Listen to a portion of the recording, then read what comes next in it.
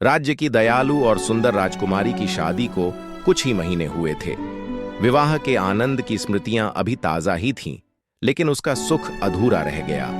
उसका पति वीर राजकुमार विवाह के तुरंत बाद युद्ध के लिए चला गया।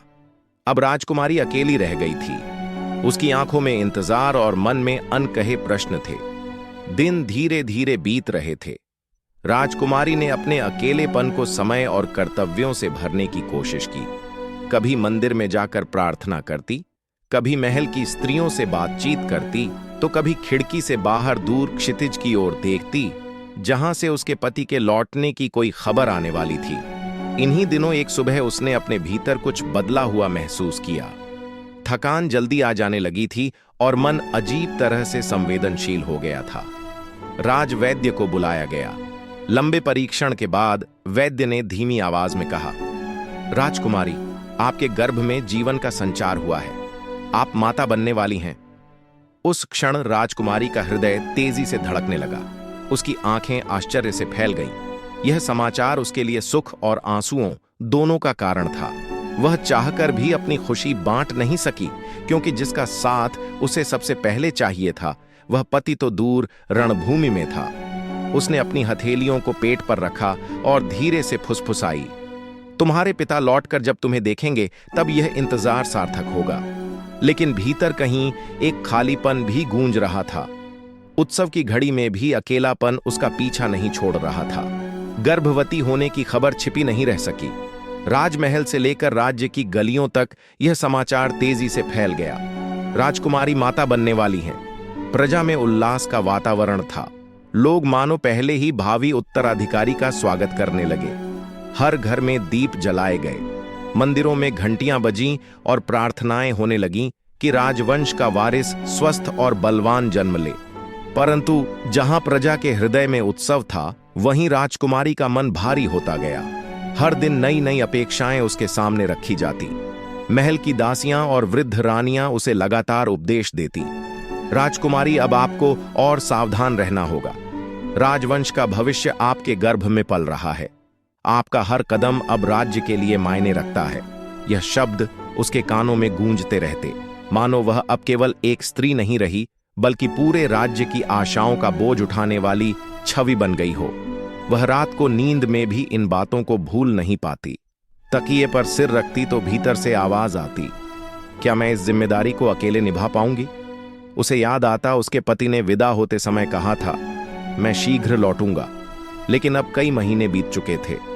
युद्ध की खबरें कभी आती, कभी गायब हो जाती, और हर बार उसकी बेचैनी बढ़ती। दिन बीतते गए और राजकुमारी का गर्भ बढ़ने लगा। उसकी आंखों के आगे अब केवल एक ही छवि रहती, अपने आने वाले शिशु की। कभी वह कल्पना करती कि शिशु पिता की तरह वीर होगा, कभी सोचती कि मां की तरह संवेदनशील और दयालु। कभी वह अपने कक्ष में अकेली बैठकर खिलौनों को निहारती और सोचती, क्या मेरा बच्चा इन्हें पसंद करेगा? क्या वह मेरे आंचल में सुरक्षित महसूस करेगा? पर तभी मन में दूसरा विचार आता, क्या पिता की गोद उसे मिल पाएगी? क्या वह अपने बेटे या बेटी को समय पर देख सकेंगे? यह सुनकर उसका हृदय कांप उठता। मातृत्व की कोमल कल्पनाएं कभी कभी बोझिल कर्तव्यों में बदल जाती। वह रात को खिड़की के पास बैठकर चांद को देखती और सोचती, क्या मैं अपने बच्चे को केवल मां का स्नेह दे पाऊंगी, या मुझे उसके कंधों पर भी राज्य का बोझ डालना पड़ेगा? राजकुमारी का मन दो हिस्सों में बटा हुआ था। एक हिस्सा अपने बच्चे को केवल मां के रूप में देखना चाहता था, और दूसरा हिस्सा पूरे राज्य की भावी रानी होने के कारण उसे उत्तराधिकारी मानकर डरता भी था। समय और भी आगे बढ़ा। गर्भवती राजकुमारी की हालत देखकर राजा उसके ससुर ने सोचा कि उसे इस समय और अधिक सहारे और सुरक्षा की आवश्यकता है। इसी बीच पड़ोसी राज्य से संदेश आया कि वहां का राजकुमार शांति और सहयोग की बात करने दूध बनकर आ रहा है। कुछ ही दिनों बाद वह राजकुमार महल पहुंचा। उसकी आयु भी लगभग राजकुमारी के पति के बराबर ही थी। उसके व्यक्तित्व में एक सौम्यता थी और उसकी आंखों में गंभीरता व समझदारी की चमक थी। पहली ही मुलाकात में उसने आदरपूर्वक झुककर अभिवादन किया, राजकुमारी, मैं अपने राज्य की ओर से आपको शुभकामनाएं देने आया हूं। हमें यह सुनकर हर्ष हुआ कि आपके जीवन में नया प्रकाश आने वाला है। राजकुमारी ने शिष्टाचार के साथ उत्तर दिया, पर भीतर कहीं उसके शब्दों ने उसे छुआ। इतने समय से वह अपने अकेलेपन से जूझ रही थी और पहली बार किसी ने उसकी स्थिति को सम्मान और सहानुभूति के साथ देखा। दिन बीतते गए और राजकुमार अक्सर राज दरबार की बैठकों में उपस्थित रहता। कभी कभी महल के आंगन में राजकुमारी से भी मुलाकात हो जाती। वह उससे राजवंश, संस्कृति और जीवन के छोटे छोटे पहलुओं पर बातें करता। धीरे धीरे राजकुमारी को महसूस हुआ कि यह व्यक्ति उसकी तकलीफों को बिना कहे समझ लेता है। एक शाम जब राजकुमारी बगीचे में धीमे कदमों से टहल रही थी, तो उसने थक कर पास की चौकी पर बैठना चाहा। गर्भ का बोझ अब उसे भारी लगने लगा था। तभी पास खड़े राजकुमार ने तुरंत उसकी ओर कदम बढ़ाए और कहा, आप ज्यादा देर तक अकेली मत चलिए, यह आपके लिए कठिन हो सकता है। राजकुमारी ने हल्की सी मुस्कान दी, पर मन में सोचा, यह अनजान व्यक्ति भी मेरी थकान को महसूस कर लेता है, और जिसे सबसे पहले यह जानना चाहिए वह तो युद्ध भूमि में है। यह सोचकर उसकी आंखें भर आईं। उस दिन के बाद राजकुमार और राजकुमारी के बीच एक गहरी मित्रता का बीज पड़ गया। यह रिश्ता सम्मान और समझदारी पर आधारित था। राजकुमार और राजकुमारी की मुलाकातें अब केवल औपचारिक नहीं रहीं। कभी दरबार के बाद गलियारों में, कभी महल के बगीचे में और कभी पुस्तकालय में दोनों का आमना सामना हो जाता। शुरू में यह संयोग लगता था, पर धीरे धीरे वे समझ गए कि यह संयोग नहीं, उनकी बातचीत की जरूरत थी। राजकुमारी अपने मन की बातें किसी से साझा नहीं कर पाती थी। महल की स्त्रियां उसे केवल भाभी, उत्तराधिकारी की जननी मानती, लेकिन उसकी थकान, डर और संवेदनाएं कोई नहीं समझ पाता। जब वह राजकुमार से बात करती तो उसे लगता कि किसी ने पहली बार उसके मन की आवाज सुनी है। एक दिन राजकुमार ने कहा, राजकुमारी, आप हमेशा चिंतित रहती हैं। मां बनने का सुख आपकी आंखों में क्यों आंसुओं के साथ दिखता है? राजकुमारी ने कुछ पल चुप रहकर उत्तर दिया, क्योंकि यह सुख अधूरा है। जब जीवन का सबसे बड़ा पल आने वाला है तो मेरे साथ वह नहीं है जिसे सबसे पहले होना चाहिए था। राजकुमार उसकी पीड़ा समझ गया। उसने धीमे स्वर में कहा, मैं युद्ध के समाचारों से परिचित हूं। आपका पति वीरता से लड़ रहे हैं, लेकिन मैं जानता हूं कभी कभी प्रतीक्षा भी युद्ध जितनी कठिन होती है। राजकुमारी की आंखें भर आईं। उसे पहली बार लगा कि किसी ने उसकी पीड़ा को सही शब्द दिए हैं। का रिश्ता केवल संवाद तक सीमित नहीं रहा। राजकुमार अक्सर उसके लिए दुर्लभ जड़ी बूटियां मंगवाता ताकि उसका गर्भ सुरक्षित रहे। कभी वह शिशुओं से जुड़ी लोक कथाएं सुनाता ताकि राजकुमारी का मन हल्का हो। राजकुमारी को लगता कि उसका अकेलापन धीरे धीरे कम होने लगा है। राजकुमारी और पड़ोसी राज्य के राजकुमार की मुलाकातें अब छिपी नहीं रहीं। महल की बड़ी बड़ी गलियां, जहां हर ओर सेवक, दासियाओं और सैनिक मौजूद रहते, उनके बीच फुसफुसाहटें फैलाने लगी। दासियाएं आपस में कहती, राजकुमारी का अकेलापन हम सब देख रहे हैं, पर क्या यह उचित है कि वह इस राजकुमार के साथ इतना समय बिताए? महल के कुछ मंत्री धीरे से दरबार में कान्हा फूंसी करते, वह गर्भवती हैं, उत्तराधिकारी आने वाला है, परंतु यह मित्रता राजवंश की प्रतिष्ठा को आघात पहुंचा सकती है। धीरे धीरे यह फुसफुसाहटें महल से निकलकर गलियों तक पहुंच गईं। प्रजा तक खबरें पहुंचने लगीं कि राजकुमारी अक्सर राजकुमार से बातें करती हैं। कुछ लोग इसे सामान्य मानते, पर अधिकांश की आंखों में शक था। राजकुमारी को इन बातों का आभास हुआ। जब वह आंगन में टहलती तो दासियों की निगाहें झुक जाती। मंदिर में प्रार्थना करती तो पीछे से धीमी फुसफुसाहटें सुनाई देती। उसके मन में डर बैठ गया। क्या लोग मेरे बच्चे पर भी सवाल उठाएंगे?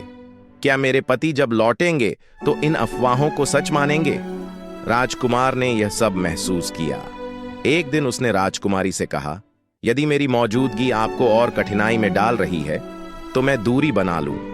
मेरा उद्देश्य आपको सहारा देना था, पर मैं आपके लिए बोझ नहीं बनना चाहता। राजकुमारी ने आंखों में आंसू भरकर उत्तर दिया, आपका साथ मेरे लिए ढाल है, लेकिन यह दुनिया यह केवल देखना जानती है, समझना नहीं। उस क्षण दोनों ने महसूस किया कि उनकी मित्रता पवित्र है, पर समाज की नजरों में वह पवित्रता उतनी सरलता से दिखाई नहीं देगी। गर्भ बढ़ने के साथ राजकुमारी की शारीरिक परेशानियां भी बढ़ने लगीं। कभी तेज सिर दर्द उसे सताता, कभी अचानक चक्कर आ जाता। नींद टूट टूट कर आती और भोजन का स्वाद बदल गया था। महल के वैद्य दवाएं तो देते, परंतु उसकी थकान और बेचैनी को केवल दवाओं से ठीक नहीं किया जा सकता था। एक दिन सीढ़ियां चढ़ते समय उसका संतुलन बिगड़ गया। दासियां चिल्लाई, पर उसी क्षण राजकुमार आगे बढ़ा और उसने तुरंत राजकुमारी को थाम लिया। अगर वह गिर जाती तो उसके गर्भ के लिए बड़ा संकट हो सकता था। उसने घबराकर कहा, राजकुमारी, आप इतनी लापरवाही क्यों करती हैं? अब आप अकेली नहीं हैं, आपके साथ एक और जीवन जुड़ा है। राजकुमारी ने कुछ क्षण उसकी ओर देखा और आंसू छलक पड़े। मुझे लगता है जैसे सब केवल उत्तराधिकारी को देख रहे हैं। कोई मेरे भीतर की थकान और डर को नहीं समझता। राजकुमार चुपचाप सुनता रहा। वह ना उपदेश देता, ना आलोचना, वह बस समझता था। उसने राजवैद्य से कहा कि राजकुमारी की देखभाल के लिए विशेष आहार और सुरक्षित दवाएं मंगवाई जाएं। वह खुद यह सुनिश्चित करता कि समय पर उसे भोजन मिले और आराम का अवसर भी। धीरे धीरे यह देखभाल राजकुमारी के लिए मानसिक सहारा बन गई। जब वह थककर टूटने लगती तो उसके पास बैठकर राजकुमार सरल सी बातें करता। आप यह मत भूलिए कि मातृत्व सबसे बड़ी शक्ति है। जब आप मुस्कुराएंगी तभी यह शिशु भी सुरक्षित रहेगा। राजकुमारी को महसूस हुआ कि इस कठिन समय में यदि कोई सचमुच उसे सहारा दे रहा है तो वह यही व्यक्ति है। परंतु हर बार जब वह उसकी ओर कृतज्ञता से देखती तो भीतर कहीं एक भय भी उभरता। क्या यह सहारा कल को मेरे सम्मान पर प्रश्न चिन्ह ना बन जाए? राज्य में उत्सव का माहौल तो था, परंतु हर किसी के मन में आनंद नहीं था। कुछ मंत्री जो लंबे समय से राज सिंहासन पर अपनी पकड़ बनाना चाहते थे, राजकुमारी के गर्भ को अपने लिए सबसे बड़ा अवरोध मानते थे। वे जानते थे कि यदि उत्तराधिकारी जन्म लेता है तो राजवंश की गद्दी मजबूत हो जाएगी और उनकी चालें कभी सफल नहीं होंगी। एक रात महल के अंधेरे गलियारों में कुछ मंत्रियों की गुप्त बैठक हुई। उनमें से एक बोला, यह बच्चा पैदा होने से पहले ही मरना चाहिए, तभी राजवंश कमजोर होगा और हमें अवसर मिलेगा। दूसरा मंत्री धीरे से बोला, लेकिन यह आसान नहीं है। महल के चारों ओर सुरक्षा है और राजकुमार हर समय उसकी देखभाल करता है।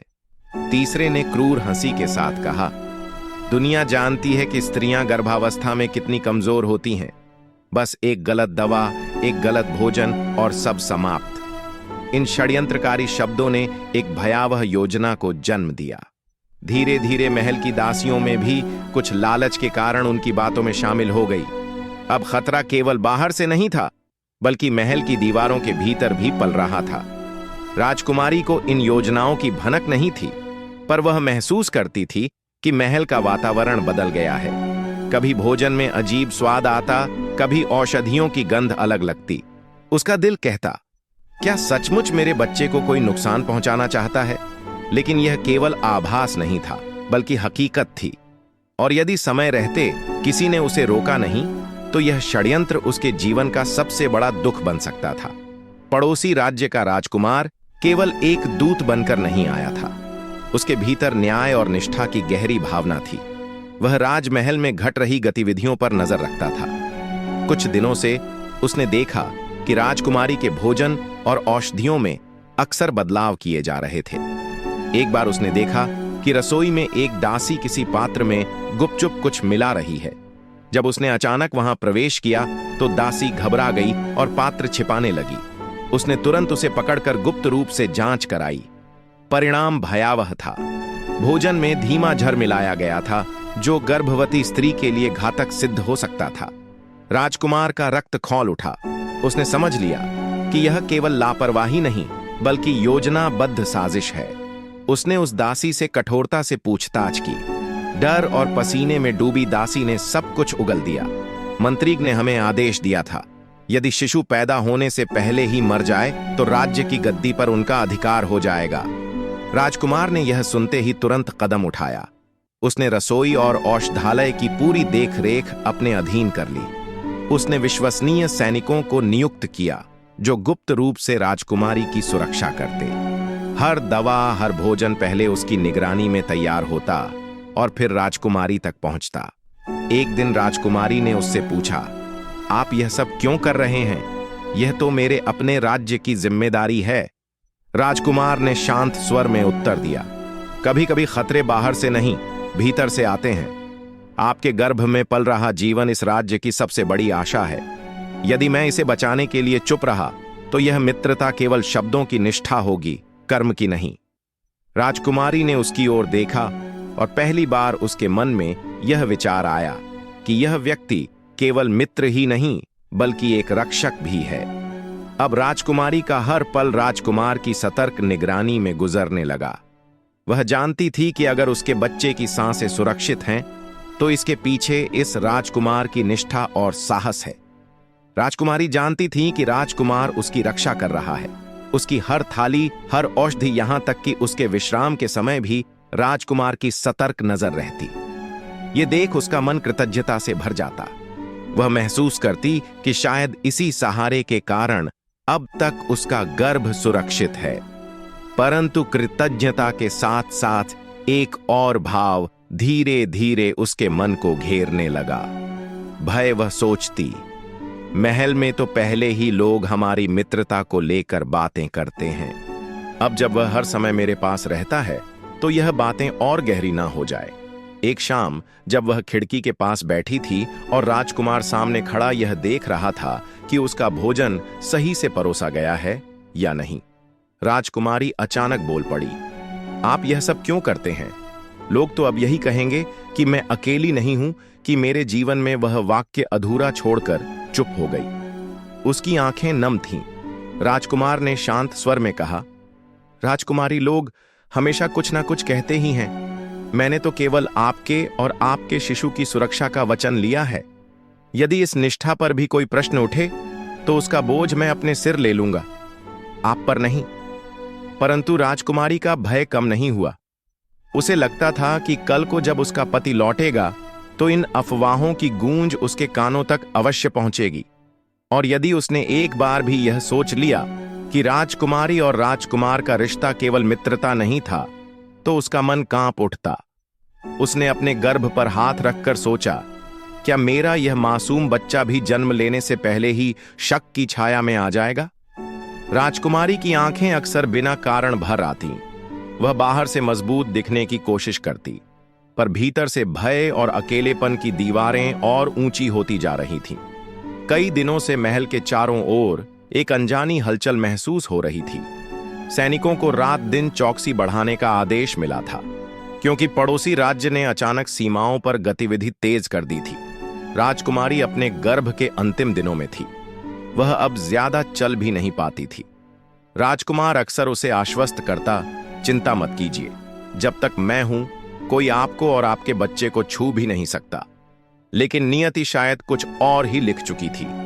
एक तूफानी रात जब बादलों की गड़गड़ाहट आकाश को चीर रही थी, उसी समय महल के बाहर से चीख पुकार उठी। दुश्मन सैनिकों का एक दल चुपके से भीतर प्रवेश कर गया था। उनका उद्देश्य साफ था, राजकुमारी और उसके गर्भस्थ शिशु को निशाना बनाना, ताकि आने वाला वारिस कभी जन्म ना ले। महल के सैनिक तत्काल भिड़े, लेकिन हमला अचानक और तेज था। राजकुमारी अपने कक्ष में थी। दरवाजा तोड़ने की कोशिशें सुनाई दे रही थीं। उसका शरीर भय से कांप रहा था और वह अपने गर्भ पर हाथ रखे प्रार्थना कर रही थी। तभी दरवाजा धड़ाम से टूटा। दुश्मन तलवारें लहराते अंदर घुसे, लेकिन ठीक उसी क्षण राजकुमार उनके सामने ढाल बनकर खड़ा हो गया। कोई भी इस कक्ष की ओर बढ़ा तो पहले मेरी लाश से गुजरना होगा। उसकी आवाज गड़गड़ाहट से भी भारी थी। तलवारें भिड़ी। राजकुमार अकेला था, पर उसकी हर चोट, हर वार राजकुमारी और उसके अजन्मे शिशु के लिए थी। उसके हाथ में लगी तलवार खून से भीग गई, पर उसकी आंखों में केवल एक ही संकल्प था, राजकुमारी को बचाना। युद्ध भयंकर था। कई दुश्मन उसके सामने ढेर हो गए, लेकिन अंततः एक बार ऐसा लगा जिसने उसकी छाती को चीर दिया। वह जमीन पर गिरा, पर गिरते हुए भी उसने आखिरी सांसों तक दरवाजे की ओर बढ़ते दुश्मन को रोक दिया। महल के सैनिक भी अंदर पहुंच गए और शत्रु पीछे हटे। राजकुमारी दौड़कर राजकुमार के पास आई। वह उसके आंचल में पड़ा था, शरीर लहूलुहान, सांसें धीमी। राजकुमारी रोते हुए बोली, क्यों किया आपने इतना बड़ा बलिदान? आपने तो मेरी और मेरे बच्चे की जान बचाकर खुद को खो दिया। राजकुमार मुस्कुराया। उसकी आवाज धीमी थी पर साफ। राजकुमारी, यह बच्चा आपका नहीं, पूरे राज्य का भविष्य है। मेरा जीवन तो बस इस कर्तव्य के लिए था, और यदि आज मैं चला भी जाऊं तो याद रखिएगा, मैंने ना आपके नाम पर कोई दाग आने दिया, ना आपके शिशु पर कोई छाया। यह कहकर उसकी आंखें धीरे धीरे बंद हो गईं। राजकुमारी चीख पड़ी। आंसू थमने का नाम नहीं ले रहे थे। वह जानती थी कि उसने केवल एक रक्षक नहीं खोया, बल्कि एक ऐसा आत्मीय साथी खो दिया था जिसने बिना किसी स्वार्थ के उसे और उसके बच्चे को अपना सब कुछ न्योछावर कर दिया। उस रात महल शोक में डूब गया, पर राजकुमार का बलिदान एक अमर गाथा बन गया, जिसे हर कोई आने वाले समय तक याद करने वाला था। समय बीतता गया। राजकुमारी का गर्भ 9वें महीने तक पहुंच चुका था। उसका शरीर थकान से बोझिल हो चुका था, पर उसकी आंखों में अभी भी उम्मीद की चमक थी। वह जानती थी कि बहुत जल्द उसके जीवन की सबसे बड़ी जिम्मेदारी उसकी गोद में आने वाली है। महल में उस दिन हलचल थी। राजवैद्य और दाइयां चौकसी में थीं, हर घड़ी इस प्रतीक्षा में कि कब शिशु जन्म ले। राजकुमारी के कक्ष में दीपक मंद मंद जल रहे थे और वातावरण में प्रार्थना की गूंज थी। लेकिन उसी समय जब पूरा महल शिशु के जन्म की तैयारी में व्यस्त था, दुश्मनों ने अपना सबसे बड़ा दांव खेला। रात के अंधेरे में कुछ गद्दार मंत्रियों ने शत्रु सेना को महल के पिछले दरवाजे से भीतर घुसने का मार्ग दिखा दिया। अचानक शंखनाद और तलवारों की टकराहट की आवाज गूंजी। सैनिक दौड़ते हुए आए और महल में अफरा तफरी मच गई। राजकुमारी के कक्ष तक यह शोर पहुंच गया। वह दर्द से करा रही थी, लेकिन अचानक चीख उठी, हे ईश्वर, क्या मेरे बच्चे के जन्म का यह क्षण खून खराबे में डूब जाएगा? राजकुमार तुरंत अपनी तलवार उठाकर बाहर आया। उसके सामने दोहरी चुनौती थी, एक तरफ राज्य और जनता की रक्षा और दूसरी तरफ प्रसव पीड़ा से गुजरती राजकुमारी और गर्भस्थ शिशु की सुरक्षा। उसके मन में यह द्वंद्व गूंज रहा था, पर उसने दृढ़ स्वर में कहा, पहले शत्रुओं का सामना। जब तक उनका अंत नहीं होता, तब तक राजकुमारी और हमारे बच्चे की रक्षा संभव नहीं। तलवारों की गूंज के बीच महल का हर कोना युद्ध भूमि में बदल गया। राजकुमार अपने योद्धाओं संग दुश्मनों पर टूट पड़ा। एक ओर बाहर रक्त की वर्षा हो रही थी और दूसरी ओर भीतर जीवन का उदय होने वाला था। महल की दाइयां उन राजकुमारी को संभाल रही थीं, पर उसके भीतर भय था कि कहीं यह हमला उसके बच्चे का भविष्य ना छीन ले। वह पीड़ा में डूबते हुए भी प्रार्थना कर रही थी, हे भगवान, मेरे शिशु की रक्षा करना, चाहे मुझे ही क्यों ना मिट जाना पड़े। महल के आंगन में युद्ध अपने चरम पर था। तलवारें छाननी में चमक रही थीं। ढालों पर वारों की गूंज से आकाश कांप रहा था। हर ओर रक्त की गंध फैली थी। राजकुमार अपने सैनिकों का नेतृत्व कर रहा था। उसकी आंखों में बिजली सी चमक थी और हर वार में गजब की शक्ति। दुश्मनों की पंक्तियां एक एक कर धराशायी हो रही थीं, लेकिन शत्रु सेनापति ने राजकुमार को रोकने के लिए अपने सबसे भयानक योद्धाओं को भेजा। वे एक साथ उस पर टूट पड़े। तलवारें उसकी बाहों और छाती को चीर गईं। रक्त की धार बहने लगी, पर उसने कराह तक नहीं की। उसने घायल अवस्था में भी पूरी ताकत से गरज कर कहा, जब तक मेरी सांसें हैं, कोई इस महल को, मेरी पत्नी और मेरे अजन्मे शिशु को छू भी नहीं सकता। उसका यह सिंहनाद सैनिकों के हौसले को फिर से जगा गया। युद्ध और भीषण हो उठा। दुश्मनों की चीखें वातावरण को भरने लगी। राजकुमार की तलवार अब और भी तेज हो गई थी। हर वार में उसके लहू का संकल्प झलक रहा था। एक एक कर दुश्मन गिरते गए। अंत में राजकुमार ने स्वयं शत्रु सेनापति को भी धराशायी कर दिया। रक्त से लथपथ वह आंगन में खड़ा था। उसकी सांसें तेज थीं। पैरों के नीचे शत्रुओं की लाशें बिखरी थीं, लेकिन तभी उसके कदम डगमगाए। उसका शरीर जो अब तक साहस से खड़ा था, जख्मों के बोझ तले झुक गया। वह घुटनों के बल गिरा, पर अंतिम सांस तक तलवार को जमीन से नहीं गिरने दिया। महल की दीवारों पर अब विजय का ध्वज लहरा रहा था। दुश्मन भाग चुके थे। राज्य बच गया था। उसी क्षण भीतर से शिशु के जन्म की पहली पुकार सुनाई दी। विजय और जीवन की यह पुकार एक साथ गूंज उठी। यह वह क्षण था जब रक्त और आंसुओं के बीच नए जीवन की आहट ने महल को भर दिया।